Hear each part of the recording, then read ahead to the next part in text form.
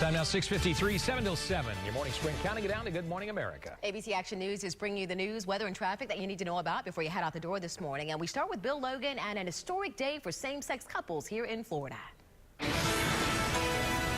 Sure is a historic day here at the downtown courthouse, and just in the last 15 minutes or so, we've had a whole host of people showing up here, getting in line on this day where they're finally able to tie the knot here in Tampa, as the clerk of court's office will be issuing marriage license beginning in just over an hour. At the front of the line on this morning, Shirley Winslow and Brenda Cuevas. They've been together since 1989 and say they have truly waited 25 years for this day, a day that they can declare their love for each other and finally have their union legally recognized by the state.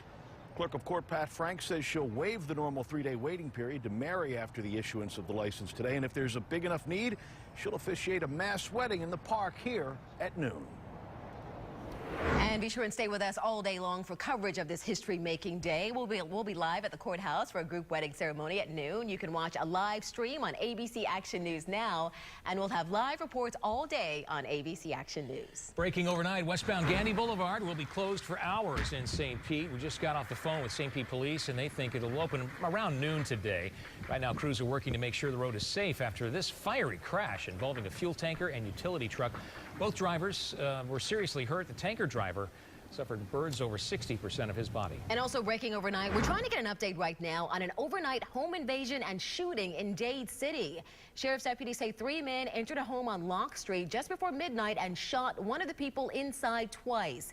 We're making phone calls right now. We're trying to get an update on the victim's condition.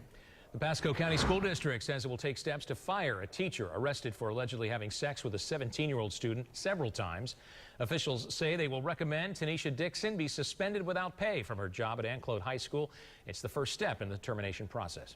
Morning Spring continues now in Tarpon Springs with John Thomas. Here, take a look behind me and you can see the boats in the half circle here. This is where all the action, I should say, is going to take place. At about 12:30, there's going to be a procession from St. Nicholas Cathedral with clergy and dignitaries. Then about 50 boys are going to dive into the water. They're going to swim out to those boats and get set for the Archbishop to toss a cross in the water. When he does, the boy that retrieves that cross will then bring the cross back to the Archbishop, who will bless him. Tradition has it that boy will then have good fortune for a year. Back to you.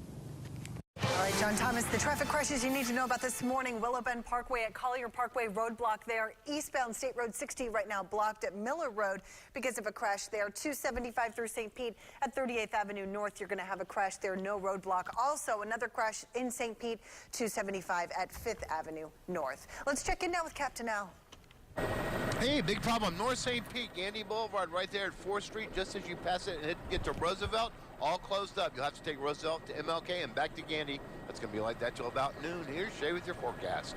All right, it's a much cooler start. Most of our temperatures are still in the 50s right now, but we'll be up to 69 by noon, 72, mild and dry this afternoon. And we are going to see much colder air ahead, so yeah, get ready to pull those jackets out of the closet. Well, as you saw live on our air about 35 minutes ago, SpaceX aborted their launch of a Falcon 9 rocket at Cape Canaveral Air Force Station seconds before liftoff. A technical glitch with the rocket's second stage is to blame. If it can be fixed, SpaceX plans another launch attempt Friday at 5:09 in the morning. And of course, we will have it for you live.